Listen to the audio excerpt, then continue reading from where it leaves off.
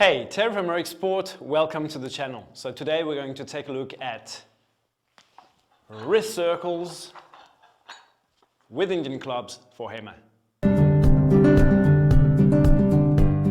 Some people hate the Indian clubs for HEMA, some people love them. I think we just need to separate, the ancient tradition of what they were designed for in the first place, training warriors, wrestlers, and so on, so martial arts application, and the more modern, more recent visual performance application of Indian clubs. So let's be on the same page. Most people would associate Indian clubs with this type of clubs, okay? Either bottle shape or teardrop shape, that were introduced by the Brits in Europe around the 1800s. And basically those clubs, I'm back, they can weigh anything from half a kilo to 2 kilos.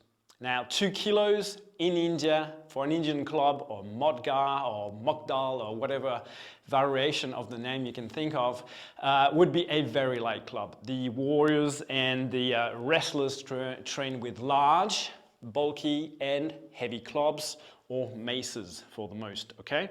So this club here, for example, is a 5.5 kilo club. And to top it up, it's got a really thick grip. So I'm not just going to twirl it and make the OK sign, because that's definitely not going to be OK. It's going to be on the floor. So you can see what's happening here. I'm holding my full grip. And this is basically the type of grip I would recommend if you are into HEMA. However, most adults are lacking the mobility around the wrist to be able to perform smooth wrist circles. So the recommended option, what I choose for when I'm teaching people, is to learn the ring grip. So start with that so you can get a feel for the wrist circles so it doesn't look clunky, and always start with one, and then you can start off linking them, okay? So this is fine, yeah? And then eventually you want to start like keeping the full grip without, the white knuckle death grip on the club. Otherwise you're going to tense up the whole arm and you can't really move that club, okay? So the ring grip is a fine way to get started, to learn the movement, and you can make those circles in both directions, of course, but then you want to sort of like graduate to being able to do them with a full grip. So with the large heavy clubs, most of the moves are based on attacks, and by attacks I mean by moves where you cross the midline, because that's our strongest movement pattern, yeah? So going away from the midline would be like akin to throwing a dart, whereas, crossing the midline, you're sword fighting, okay? Boom, throwing a spear, throwing an axe, wrestling, arm wrestling, the winner is the guy that crosses the midline. This is where we're strong, and you lose by going away from the midline. So the light clubs open different type of patterns. You can do them, very fancy, linking, all this kind of stuff. But we went from, the purpose of the Indian club, that was to train fighters and wrestlers, to more of a spectator sport, visual performance, and this is where the clubs got lighter. So you can do new patterns by changing grips, doing the snakes and all this kind of stuff, and it's very valuable for dexterity and stuff, but if you're training for HEMA, the full grip is the way to go.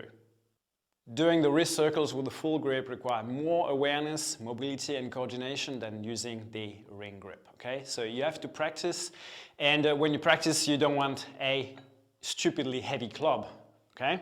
Now this club here is our Palavendal Gamma. It's got a 40 mil handle, so it's still a very thick handle. You can see like I'm just closing it here.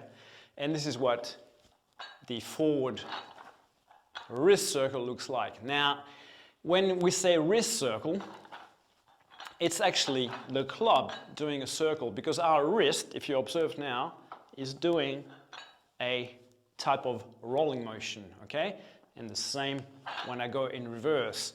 So when you practice, you got to figure out, you got to imagine you got a wall next to you. So the club stays as perpendicular to the ground as possible while your elbow comes in towards the midline as the club drop. Okay, so pay attention to the hand position, how much it goes up and down, and the displacement towards the midline from my elbow. Yeah? And then you can sort of like do fun stuff. And I'm holding the full grip.